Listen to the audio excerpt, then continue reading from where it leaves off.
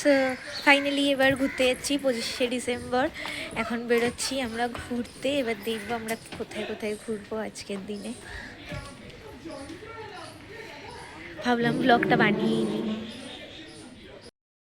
তো চলে এসেছি মিলেনিয়াম পার্কে। মিলেনিয়াম পার্কে আসার পর বেশ সুন্দর খাওয়া দাওয়া হলো। খাওয়া দাওয়া করার পর এখন ঘুরবো মিলেনিয়াম পার্কে। আজকে প্রচুর ভিড়, অবশ্যই 25শে ডিসেম্বর ভিড় তো হবেই, ভিড় না হলে কি করে হয়। তো ঘুরবো আজকে, বেশ মজা হবে, দেখা যাক।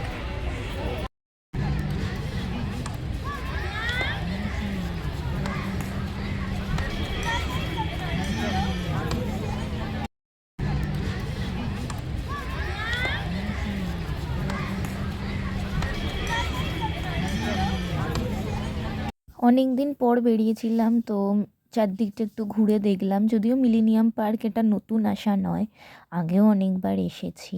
তো সামনে বেশ গঙ্গার ধারে বসে থাকতে বেশ ভালোই লাগছিল। অনেকক্ষণ ধরে ভাবছিলাম যে বেশ বসে থাকি, গঙ্গা দেখতে থাকি। আর প্রচণ্ড ঠান্ডা ছিল এই বছর।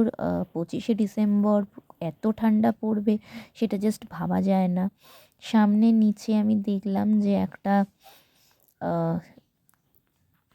জলের মধ্যে কিছু দেখা যাচ্ছে, তো সেটাতেই ফোকাস করলাম। তো ফোকাস করে সেটাকে ভালোভাবে দেখলাম এবং ক্যামেরা বন্দি করলাম।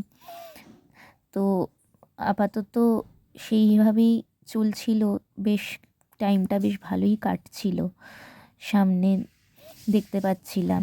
তারপর কি করব, বাড়ি ফিরে এলাম উবের করে। কেন